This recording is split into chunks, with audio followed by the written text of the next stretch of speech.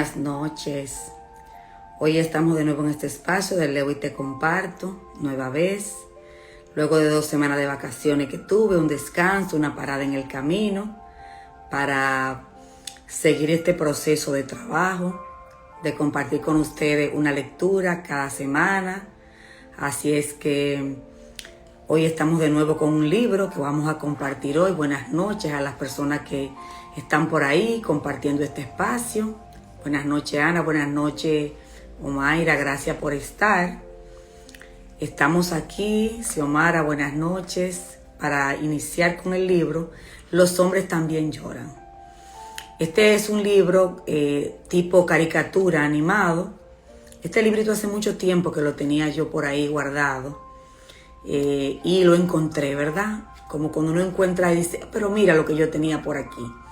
Entonces, durante la semana yo he puesto muchos posts vinculados al tema de la crianza saludable, de cómo educar a los niños y las niñas, sobre todo del enfoque de la salud mental, sabiendo que si trabajamos la infancia de manera armónica, vamos a tener adultos y adultas mucho más sanos. Entonces me encontré con este libro que precisamente habla de que los hombres también lloran.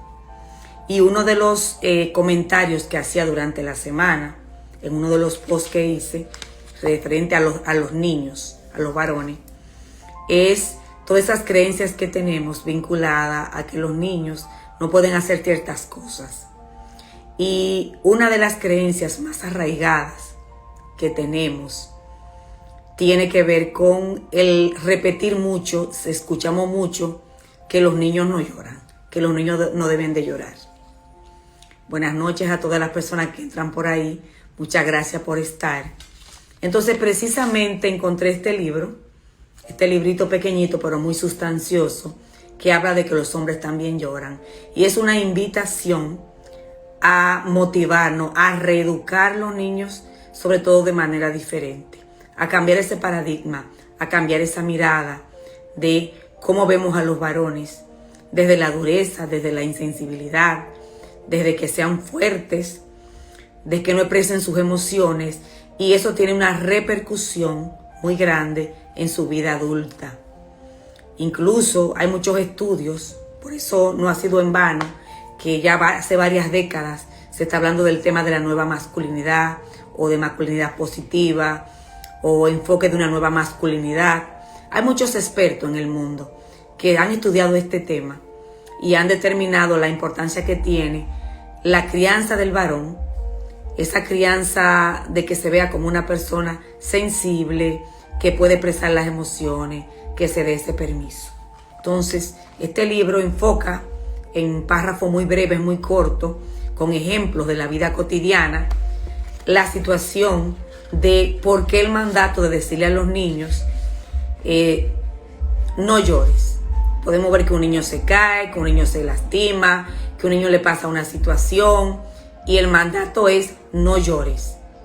O que tú eres un varón o que los varones no lloran. Entonces, detrás de ese mandato social hay una repercusión muy grande en la vida de los hombres a futuro. Y tal vez hablando de este tema, lo primero que teníamos que pensar es en que vamos a demistificar, es decir, vamos a desmontar creencias que tenemos a partir de esta situación. Mucha gente creo que en el camino se ha ido aclarando y ha ido aprendiendo y ha ido dándose cuenta del impacto que esto tiene. Entonces, cuando hablamos de creencias que están asociadas a, sobre todo a lo cultural, a la cultura en la que nos crían, en la que nos educan, está asociado también a las diferentes instituciones donde nos socializan, dígase la familia, dígase la escuela, dígase la iglesia, los grupos sociales, los medios de comunicación, crean muchos paradigmas desde la manera tradicional como se ve esta situación. Y por eso cuando nos socializamos en todo esto, respondemos a esa socialización, respondemos a lo que hemos aprendido, respondemos a todo lo que hemos ido captando en el camino de la vida. Entonces los mandatos tienen una fuerza muy impactante desde el aspecto psicológico. Los mandatos que le damos a las personas, formas a partir de esos mandatos la gente aprende a mirar, aprende a ver la vida de otra manera, desde una perspectiva diferente. No sé por qué se me está deteniendo el live, pero vamos a ver. Seguimos aquí. Cuando hablamos de los mandatos, entonces a partir de esos mandatos respondemos de manera cognitiva, es decir, que tenemos pensamientos y tenemos ideas basadas en lo que hemos aprendido. Pero también tenemos, aparte de los pensamientos, ya tenemos ideas concebidas mentalmente. Buenas noches, buenas noches. Tenemos también las emociones, cómo nos expresamos, cómo yo manifiesto lo que siento. Si es un niño y quiere llorar, o está triste, o tiene miedo, o está preocupado por algo, y le castramos, le quitamos esa oportunidad, entonces sus respuestas emocionales van a ser de inhibirse, de cohibirse, de reprimirse, de no expresar lo que se siente. Y a nivel conductual vamos a actuar también, entonces hay una respuesta a nivel conductual.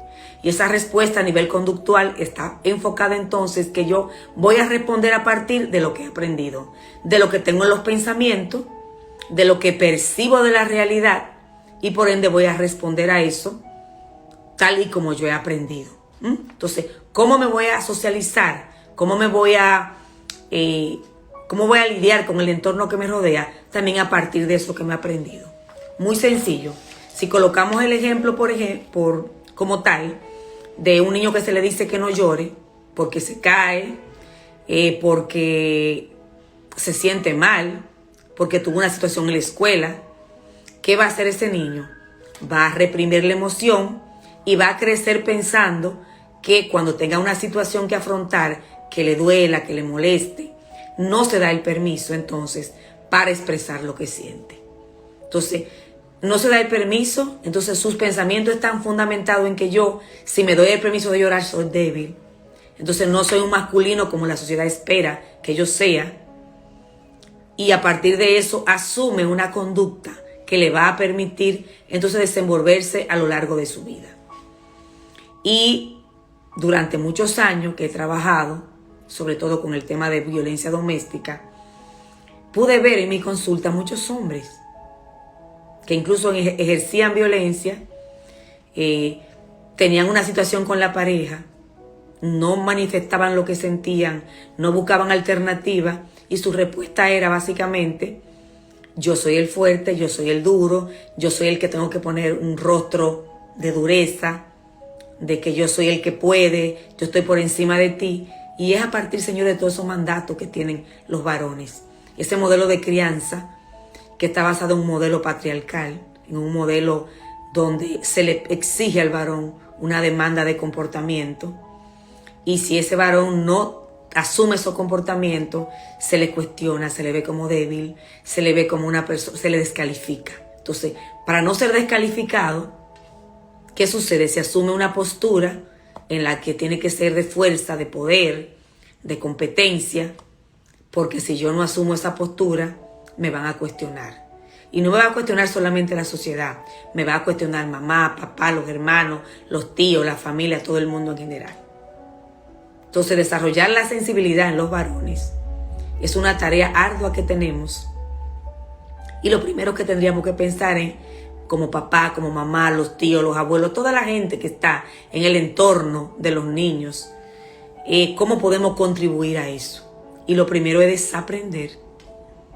Comenzar a cuestionar los pensamientos y las ideas que tenemos tradicionales para entonces aplicar eso a la vida diaria, a la vida cotidiana. Entonces, este es un gran desafío que yo creo que mucha gente ya ha ido entrenando, ya ha ido practicando, ya hemos ido cambiando muchas cosas, pero necesitamos continuar. Por ejemplo, el autor en el libro habla, este libro que estoy compartiendo para quienes recién entran, Los hombres también lloran, de Lino Mundi. Es un libro pequeño que resume ideas y prácticas de ejemplos de la vida cotidiana que nos muestran cómo esa manera de decirle a los niños que no lloren tiene una repercusión. Habla del duelo, por ejemplo. Si el duelo no es una pérdida de tiempo, es esencial para sanar parte de ti mismo que tal vez ni siquiera has advertido que están rotas. tómate el tiempo necesario para vivir tu aflicción, porque en este libro se le habla a los hombres, a los varones, ya adultos. Y lo que plantea es que, por ejemplo, en los momentos de duelo, ¿cuál es la respuesta que tienen los varones? Generalmente, no vamos a decir que todos los hombres hacen eso, pero en una generalidad muy alta, los hombres tienden a reprimirse. Y por eso vemos desde la cotidianidad, desde el argot popular, que la gente va a un funeral y dice, pero mira, hasta los hombres lloraron. Es como que hasta los hombres lloraron. Es como que no tienen ese permiso, y cuando ellos lo hacen es algo tan extraordinario que se sale de lo común. Entonces, ¿cuántas experiencias viven los hombres en el día a día? Y estamos hablando aquí del duelo, que no logran expresar lo que sienten. Y aún tengan ese dolor tan grande como lo tenemos las mujeres, que las mujeres tenemos ese permiso para llorar, para sacar lo que duele, para plasmar eso que estamos sintiendo. Socialmente al varón se le quita esa oportunidad desde el modelo de crianza, entonces se cohíbe, se limita. Entonces el autor habla del duelo, por ejemplo, como una experiencia y diferenciando cómo lo viven las hembras y cómo lo viven los varones. Y sabemos desde la psicología que todo lo que se reprime, todo lo que se guarda, todo lo que no se expresa como tal, se convierte en una situación no resuelta a lo largo del tiempo. Buenas noches a todas las personas que siguen compartiendo este espacio. Entonces, ese es el llamado en el libro, ¿verdad? Un libro sencillo, pero que nos va mostrando con ejemplos de la cotidianidad. Dice, para algunos hombres, concederse el permiso de afligirse equivale a permitirse verse como débil, verse como frágil. Entonces, como no es el modelo que me han enseñado, no es el modelo que yo he aprendido, y posiblemente el modelo de todos los varones de mi familia que vi, es que son fuertes, son los duros, son los que no se expresan. Y recuerden que el modelo de crianza no solamente viene con lo que decimos, viene básicamente con el ejemplo. Que yo he visto en mis modelos de varones a nivel de la familia que me permiten tener o una actitud sensible ante la vida, de darme el permiso de expresar lo que siento, o me doy el permiso de inhibirme. Y así uno ve, si nos preguntáramos todas las personas que estamos aquí en este live, ejemplos de la vida cotidiana, de familiares nuestros, de amistades, de vecinos, de compañeros de trabajo, vamos a recordar a alguien que sabemos o muchas personas que posiblemente se han quitado esta oportunidad.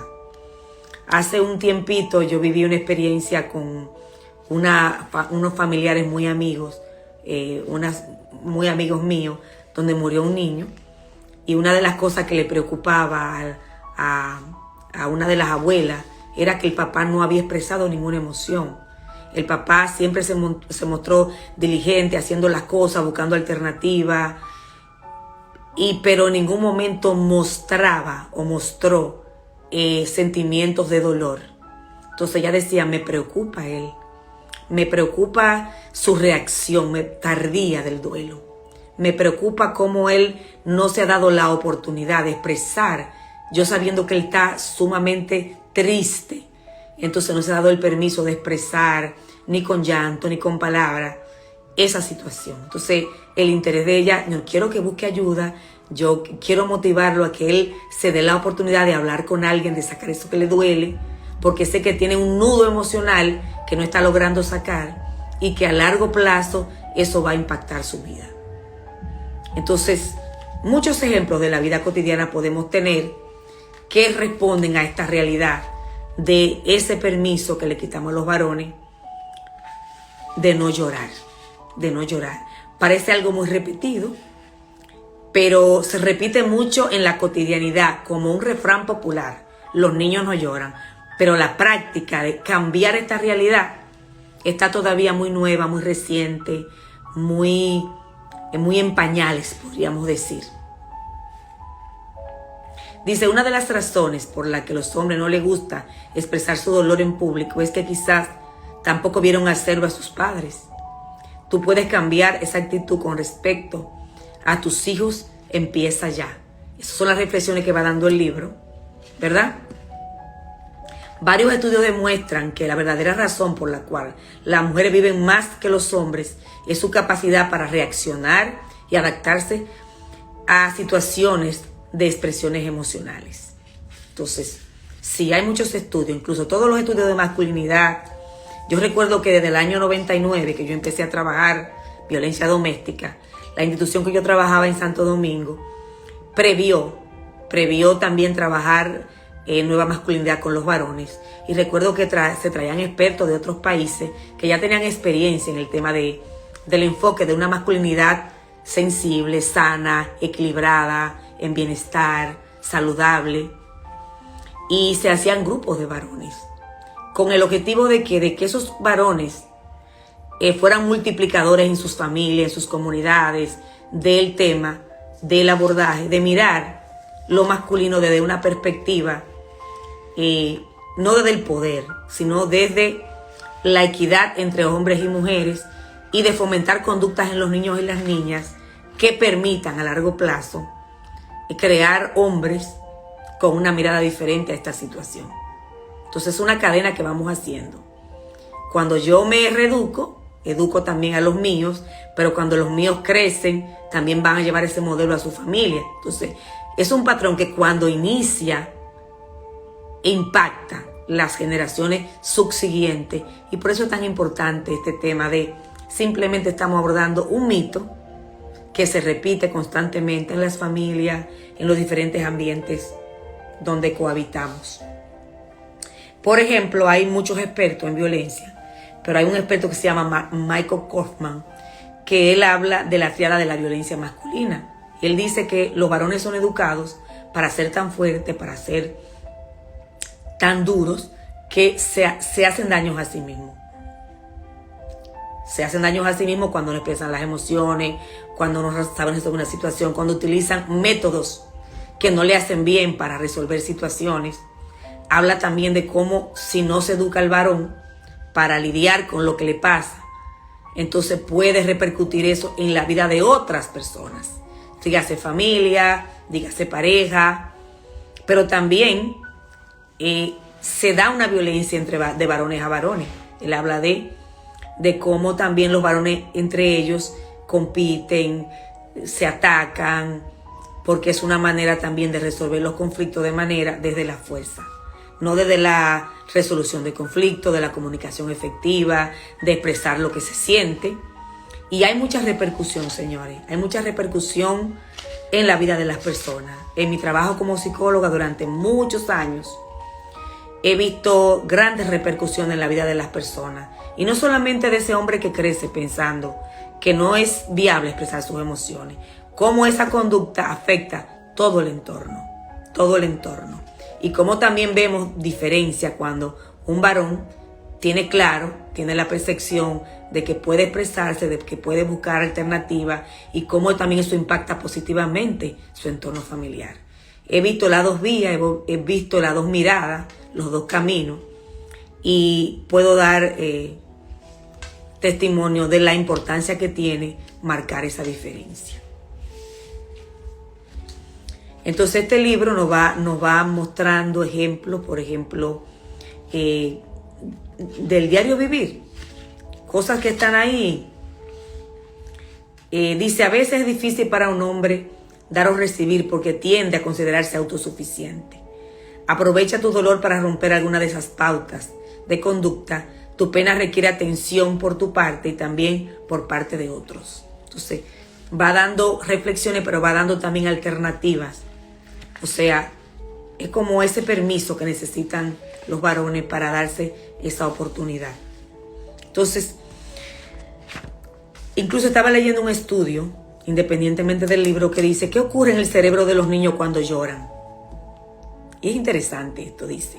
Libera el cortisol, que es la llamada hormona del estrés.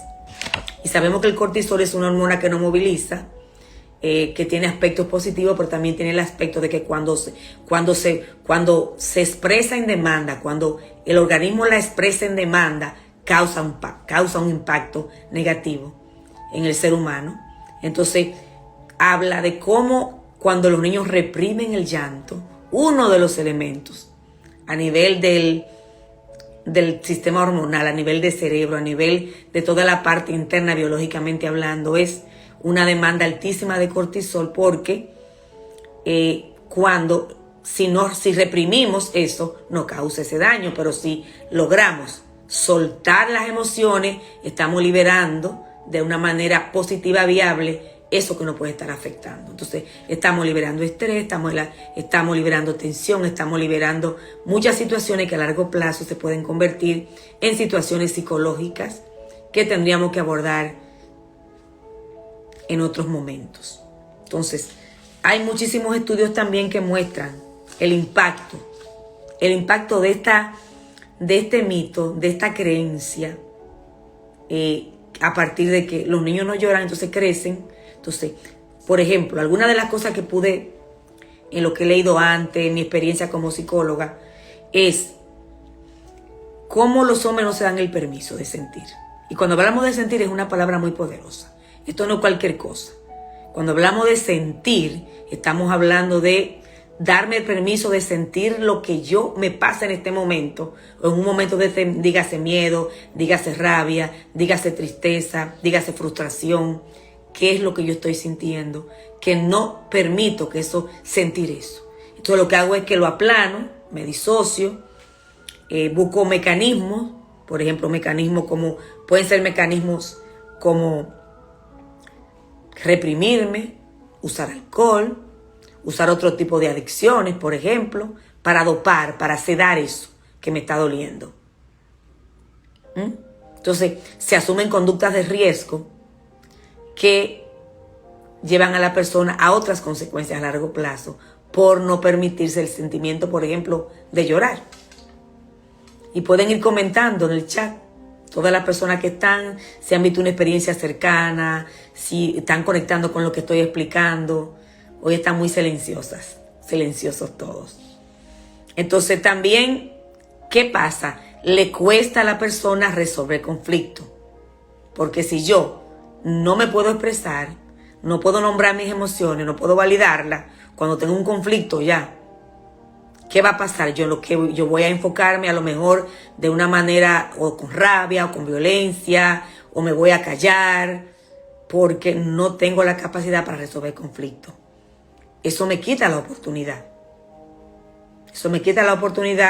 Y no estoy diciendo que no estoy generalizando, pero una persona que no es capaz de gestionar sus emociones también no desarrolla la inteligencia emocional, que es esa capacidad que tenemos los seres humanos de entender a otras personas, pero también de entender y validar nuestras emociones.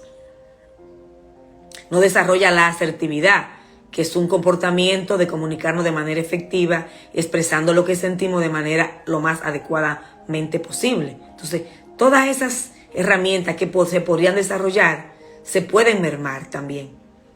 Entonces, no se pierde la capacidad para pedir apoyo, para decir yo me siento mal, yo necesito que alguien me escuche, yo necesito que alguien me dé la mano, que me dé apoyo.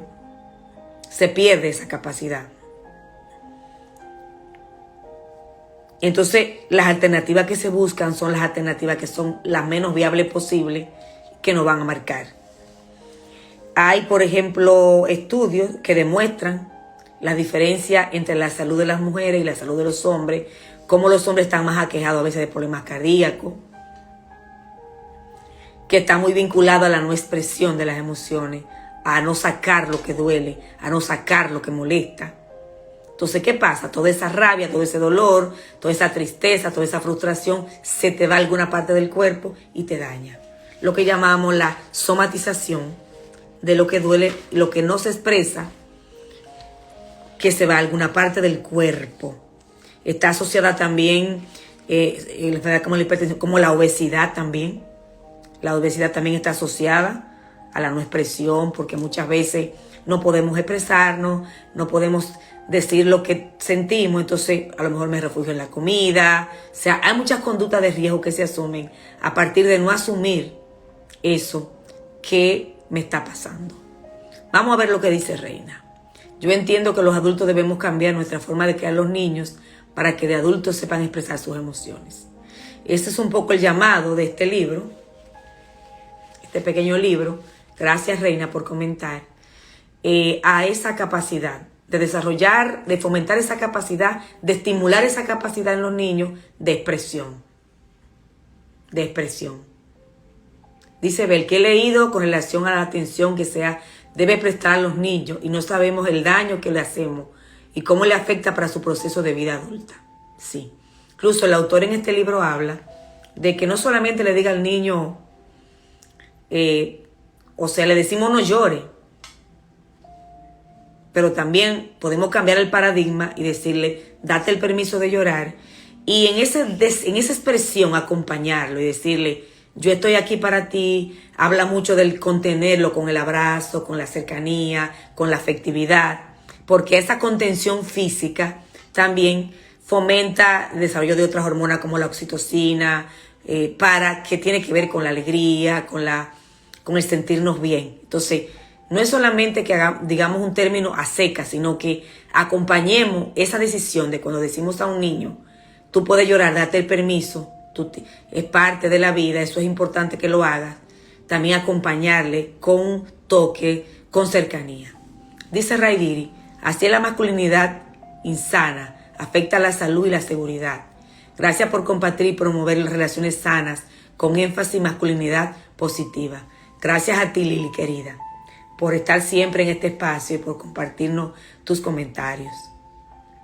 Y gracias a Abel, que también comentó. Sí, esa es la idea. La idea es que hagamos una reflexión bien seria de este tema, porque vemos las consecuencias, vemos todo lo que ocurre a largo plazo. Ese complejo de Superman, dice en el libro, de héroe, de Salvador, que tiene el varón. Vamos a ver lo que dice Belki. Conozco a una chica que está embarazada y no le gusta que le toquen la barriga porque luego el bebé se añoña. O sea, repite la forma en que fue criada. Dice que a los niños no se les deja llorar y no es así. Fíjense que es fuerte. Y ella está actuando a partir de un aprendizaje, a partir de una percepción que ella tiene. Y que a lo mejor lo hace con la mejor intención, pero está ya desde el vientre materno limitando ese niño, esa criatura, sea niño o niña, a recibir el afecto, a recibir las emociones. Por eso es tan importante la psicoeducación, por eso es tan importante que aprendamos de estos temas, que las familias se reúnan, que hay tanta información, señores, así como utilizamos las redes para tanta información a veces, que no digo que sea mala, pero a veces no tan relevante para la vida diaria, para aprender. Hay mucha información de base que nos puede servir para demitificar estas creencias que nos limitan, que no nos ayudan a hacer un proceso de crianza saludable. Gracias por compartir. Entonces, ese complejo de Superman, de héroe, que desarrollan los varones, a partir de que si yo no lloro, yo soy fuerte, también los quiebra. Porque llega un momento que pueden asumir ese papel, pero hay un momento que se van a quebrar. O se quiebran con la salud, como decía, o se quiebran con una crisis. Entonces, yo creo que todo eso viene dado por este mito también. A ver qué otra parte de aquí puedo compartirle.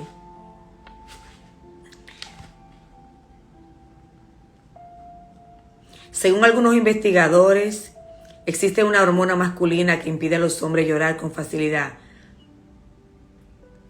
Por eso no significa que no valga la pena un esfuerzo por conseguirlo.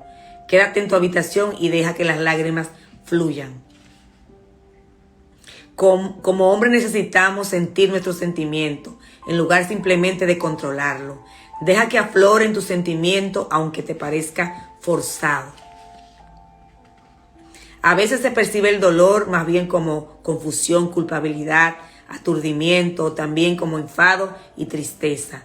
Sé consciente de cada uno de estos sentimientos legítimos y conseguirá abordarlo mejor en conjunto. Sí, porque muchas veces detrás de una rabia, ¿qué es lo que hay muchas veces? Hay un miedo, hay una tristeza, hay un desencadenante que está detrás de esa coraza que me pongo y de esa máscara que me pongo para no expresar lo que yo siento. Incluso, siguiendo con el impacto también de cómo afecta la no expresión del llanto en los niños. Estamos hablando del mito que sostiene que los niños no lloran y cómo ese mito fomenta en el varón una actitud a nivel de la parte cognitiva, de la parte conductual, de la parte afectiva, de la parte de la comunicación, de la parte de socializar con otras personas, cómo ese mito impacta para su desarrollo a largo plazo, sobre todo en la vida adulta. De eso que estamos hablando, porque están entrando algunas personas, bienvenidas, que no habían entrado online. Entonces, ese complejo de héroe trae también problemas de salud, ya habíamos dicho. Hay estudios que demuestran, por ejemplo, el tema del suicidio en los varones. Dice que las mujeres intentan más el suicidio, pero los varones se suicidan más porque sus intentos son más letales. Porque si soy varón y tengo una situación y no la puedo abordar y yo no tengo alternativa y no me doy ese permiso de hablar con alguien, de expresarlo, de buscar apoyo, entonces yo voy a hacer eso de manera drástica que termine con mi vida. Entonces los estudios demuestran eso. Es más alta la tasa de suicidio en varones que en hembras. Entonces, todos estos estudios, ¿qué nos están diciendo? Nos están haciendo un llamado de alerta, un llamado de sensibilizarnos. Incluso el ejemplo, por ejemplo, de la ayuda psicológica. En mi experiencia como psicóloga, hay mucha resistencia de los varones a buscar apoyo psicológico. Hay pacientes varones, claro que los hay, porque no estamos generalizando, no estamos diciendo que todos los varones tienen esta mirada y tienen esta percepción, pero todavía hay mucha gente por ahí que tiene situaciones a nivel de la pareja, conflictos con los hijos y las hijas, conflictos personales propios, y no darse ese permiso de hablar lo que se siente o de buscar ayuda terapéutica estanca a las personas. Y muchas veces hay conflictos, por ejemplo, en las familias, y cuando se pide al varón que venga a la consulta, se resiste, o lo hace por un cumplido, o realmente dice que no necesita esa ayuda. Entonces, todos esos mandatos, todos esos comportamientos, vienen no solamente de este mito de que los niños no lloran, viene también de toda la conformación de valores que damos a los niños desde edades muy tempranas. Más impactante, la parte que realmente este pequeño libro que ya prácticamente le he compartido, es como que retomar, ¿verdad? Retomar la pregunta de hacernos, ¿verdad? Ese cuestionamiento de cómo yo estoy criando a los niños, sea abuelo, sea padre, sea un tío, sea un vecino, que siempre hay mucha gente que cría.